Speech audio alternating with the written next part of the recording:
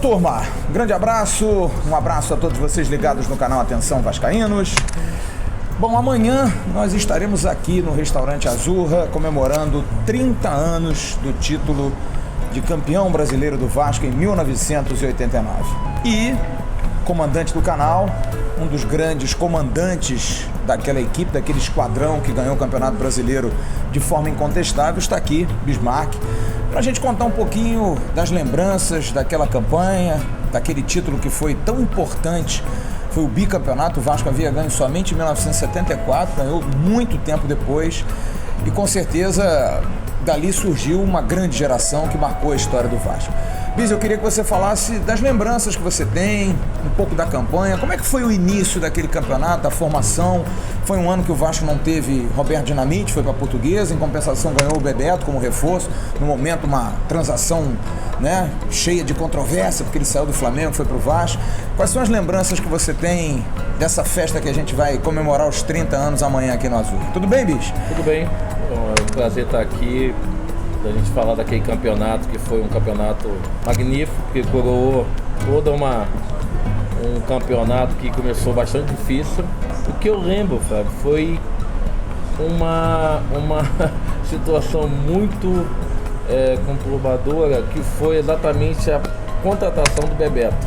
O Roberto tinha ido para Portuguesa e eu estava pessoalmente com o Bebeto na seleção que estava disputando a Copa América, que o Brasil veio a ganhar e que há muito tempo que o Brasil não ganhava. Só que o que eu lembro que na ocasião que a gente estava concentrado com a seleção, eu estava sentindo o Bebeto muito inquieto e achava que era o problema dele de renovação de contrato com o Flamengo, que não estava acontecendo.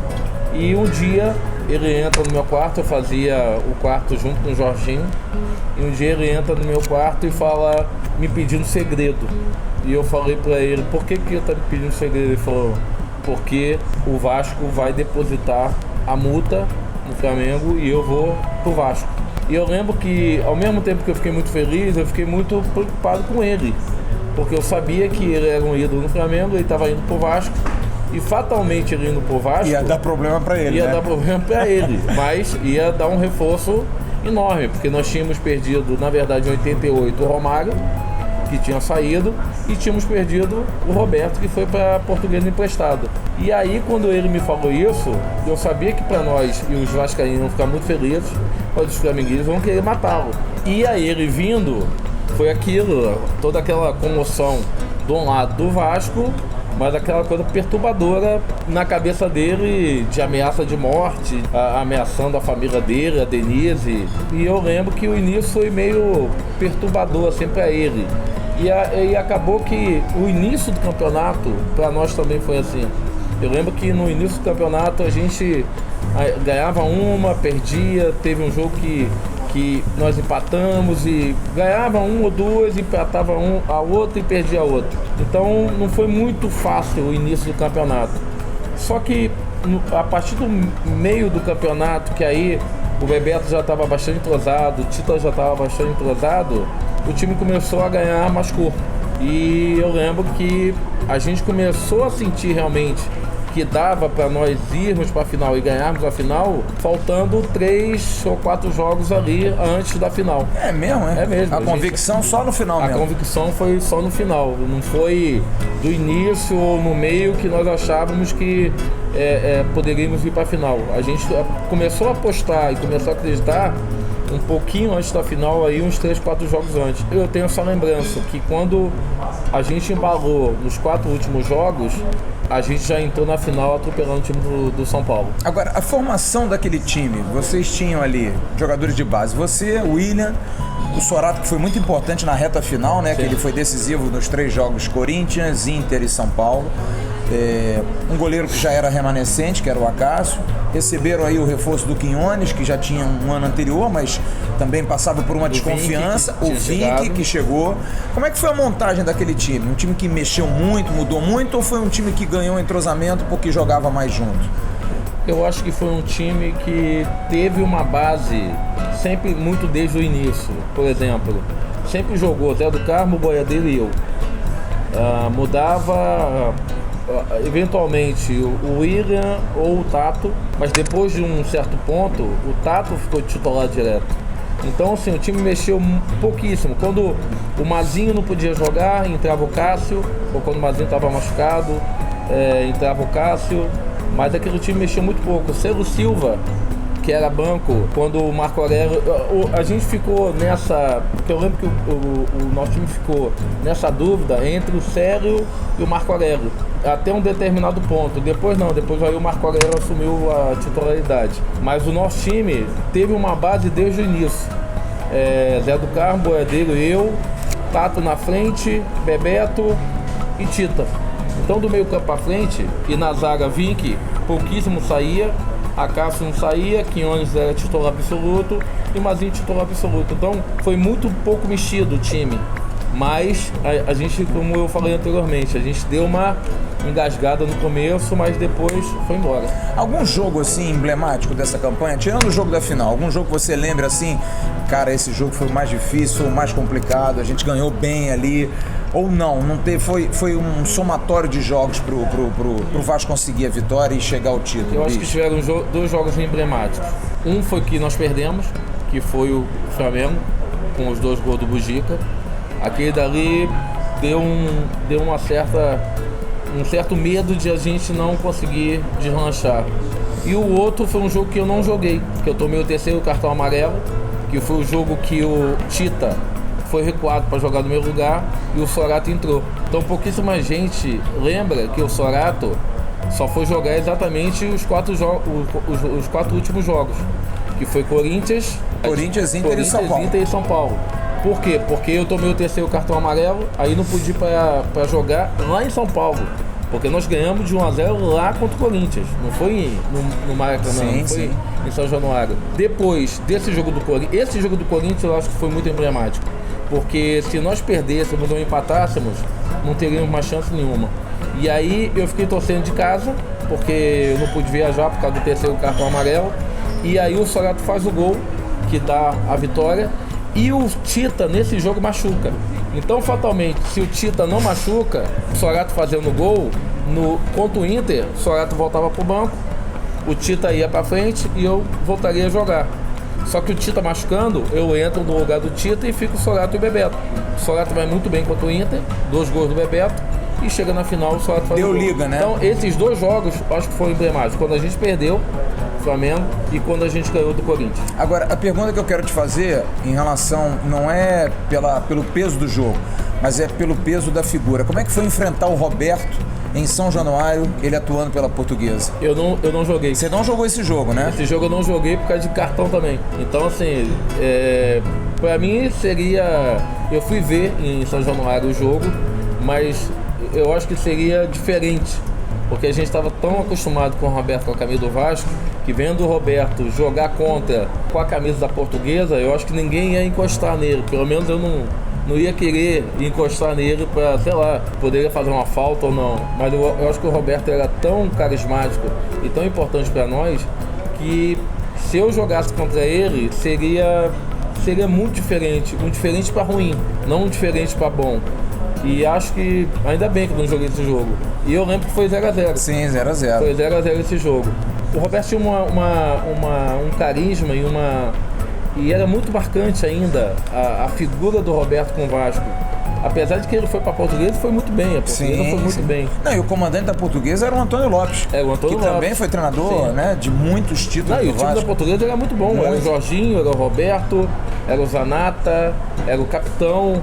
O time da Portuguesa era bom, mas eu acho que foi melhor não ter jogado contra o Roberto. Deixa eu te fazer uma pergunta, Bis. O teu ano foi muito bom, aquele de 89, né? Você foi para a seleção, você um ano depois até foi para uma Copa do Mundo e você foi o artilheiro do Vasco naquele Campeonato Brasileiro, né? Foi talvez o teu melhor momento. Você fez um grande ano em 88 também, mas o 89, você foi eleito o melhor jogador sub-20 do mundo. Foi o grande ano da tua carreira? Flávio, eu acho que eu poderia falar que 2 anos foram. O de 88, quando eu me firmei efetivamente como titular do Vasco, e 89. Eu lembro que de 88 ao 89 eu não tive férias. Por quê? Porque o campeonato de 88, que o Bahia foi campeão, Na verdade terminou em 89. Eu meio que embalei, porque eu vinha da seleção brasileira, nós tínhamos feito amistosos em Portugal e na Espanha, então eu não parei.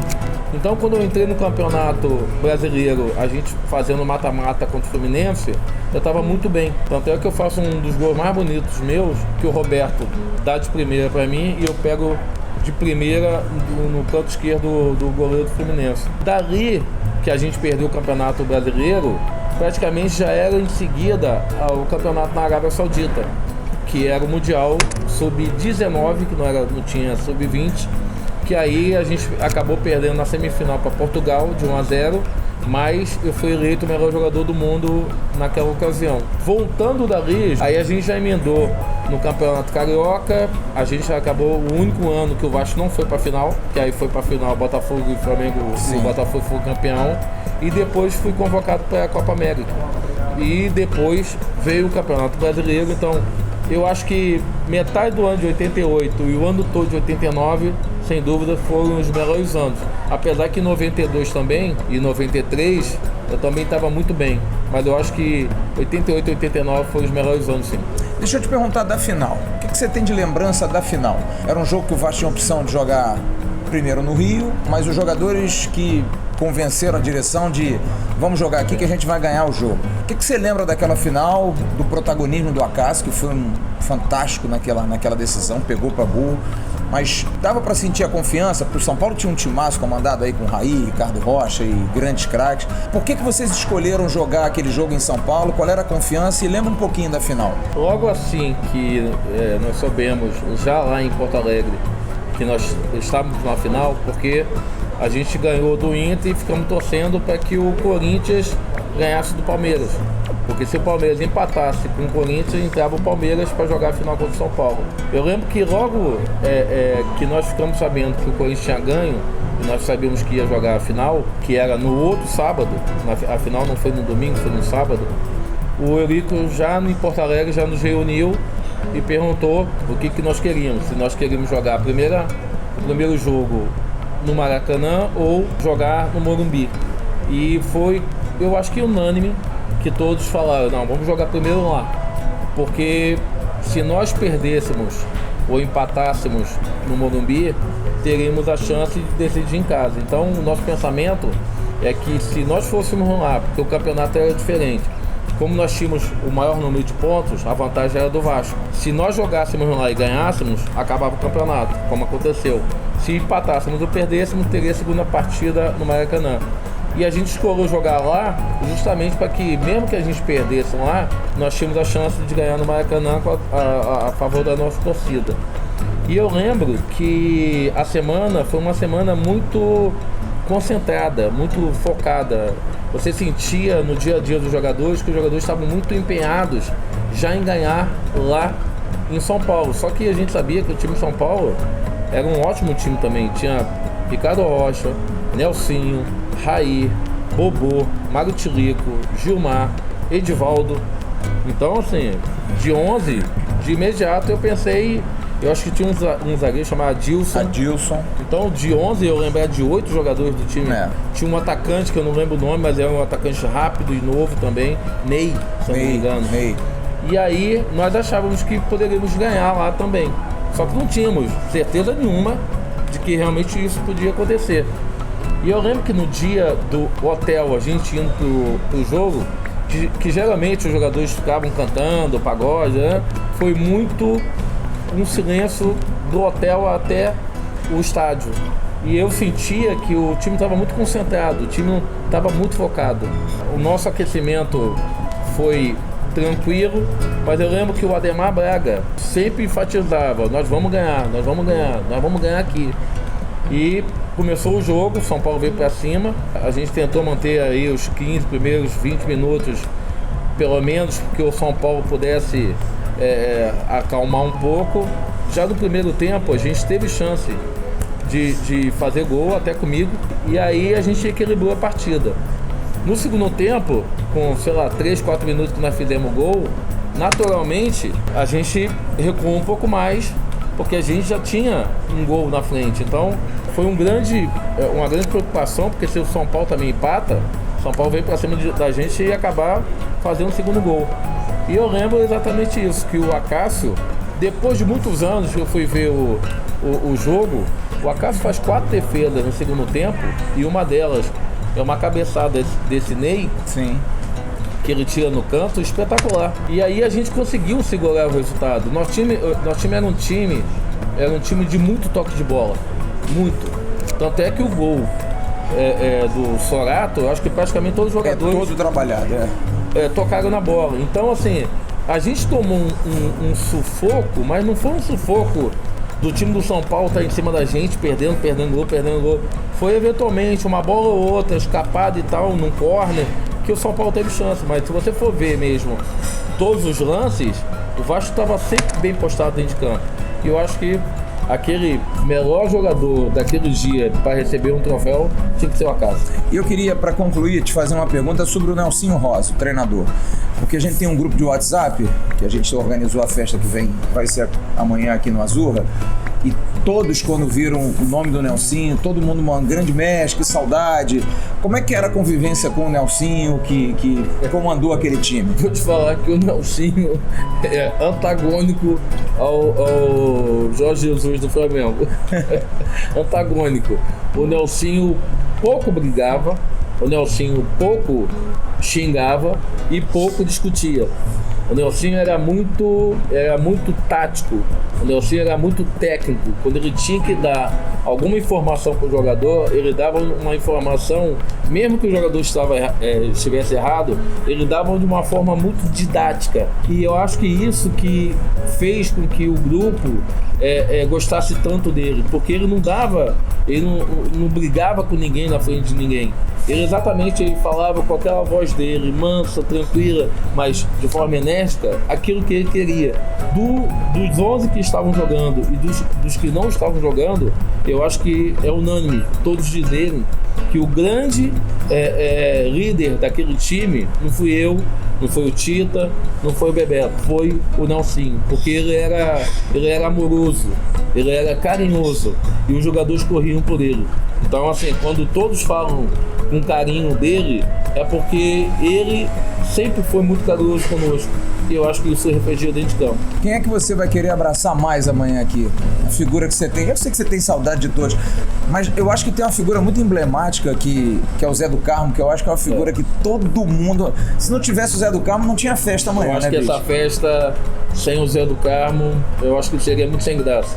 Porque ele era um líder que ao mesmo tempo era um cara sério, mas era muito engraçado. E eu acho que a grande imagem de alegria daquele time era o Zé do Carmo. Então amanhã aqui, eu acho que ele estando aqui, eu acho que não precisa de melhor anfitrião para ninguém que não seja ele estando aqui. Bicho, vamos convidar o pessoal amanhã a partir das 6. A gente vai estar aqui com a nossa live de 6 às 8. Você vai estar comemorando, de vez em quando dá uma passadinha. Eu vou carregar o piano, mas de vez em quando passa lá, leva um convidado pra gente bater um papo e a gente vai brincar com todo mundo, agradecendo muito a todos aqueles. Eu não vou dizer o nome de todos porque eu não tenho aqui, mas a todos aqueles que estão apoiando. Nosso Pedro Paulo do Mundial, nosso Dr. João da Viriato, pessoal do Azurra com o Sérgio. Enfim, tem muita gente, muitos parceiros que vieram ajudar a se cotizar, dando pouco às vezes, mas só por estar aqui sem nenhum tipo de retorno. Querem muito mais o retorno institucional do que publicitário. Eu acho que isso que é o bacana. Teremos aqui mais de 80 convidados, todos vascaínos. Eu acho que vai ser uma festa bem bacana. Convida aí o pessoal para amanhã estar curtindo a gente. Quero que você esteja curtindo aí a nossa live do Atenção Vascaínos, numa festa de 30 anos depois da conquista no Morumbi. Eu acho que vocês vão gostar muito, vocês vão ver muitos jogadores daquela época que vocês não estão habituados a verem. Sem dúvida nenhuma, eu tenho certeza que vai ser uma grande festa de 30 anos de uma conquista inédita e que marca até hoje todo vascaíno. Esteja assistindo, vocês vão gostar. É isso aí, a gente vai segurar as feras aqui. O que tem de bebida para essa galera, não falta bebida e comida, mais do que merecido. São todos muito merecedores. Muito a todos que nos ajudaram ao Pedro Paulo do Mundial, ao seu João da Viriato e a todos. Amanhã todo mundo vai ser citado, todos vão falar, a gente vai dar espaço para todo mundo, mais do que merecido, mas eu acho que o mais legal é isso, bicho, mais do que o apoio publicitário é o apoio institucional, é saber, não, eu quero estar na festa com esses caras, né, de estar junto, de tirar uma foto, de bater um papo, de trazer seu filho para bater um papo com, olha, esse aqui foi campeão, né? E quando eu fui lá no Supermercado Mundial pedir ao Pedro Paulo ajuda, cara, de imediato já nos ajudou, o doutor João Viriato também, todos que a gente falou, pô, vamos fazer essa festa, todos falaram, não, vamos fazer que vai ser muito marcante. Foi muito legal. O Arthur também, do restaurante do Almirante, vai trazer aqui cachaça pra todo mundo. Vai ser uma festa, cara. Vai ser uma bagunça muito melhor. E você está convidado. A partir de amanhã, 18 horas, a gente vai estar com a nossa live até às 20. Porque depois das 20 a gente é filho de Deus também. Mas fique tranquilo, a gente vai produzir um vasto material, entrevistas pro mês de janeiro inteiro com todos os jogadores. Olha, só para recapitular, Cássio, Regis, se a minha cabeça não falhar, Luiz Carlos Vinck, Célio Silva, Marco Aurélio, Cássio, Zé do Carmo, William, Bismarck, Sorato, Tita, Sidney, tem mais gente, fora Paulo Angione, Ademar Braga, os 3 médicos, Alexandre Campelo, Clóvis Munhoz, Fernando Matar, Nelsinho Rosa, Mauro Rosa, Jair Bragança, a gente vai ter o time todo aqui, são mais de 25 campeões que estarão aqui, vai ser bem legal juntar essa galera toda, tirar uma foto e abraçar cada um, e pode ter certeza, eu vou abraçá-lo, vou apertar a mão, vou representar todos vocês como vascaínos pra gente agradecer o título brasileiro, que esses caras deram muita alegria pra gente. Tá bom, turma? Até amanhã, um grande abraço, tchau, tchau.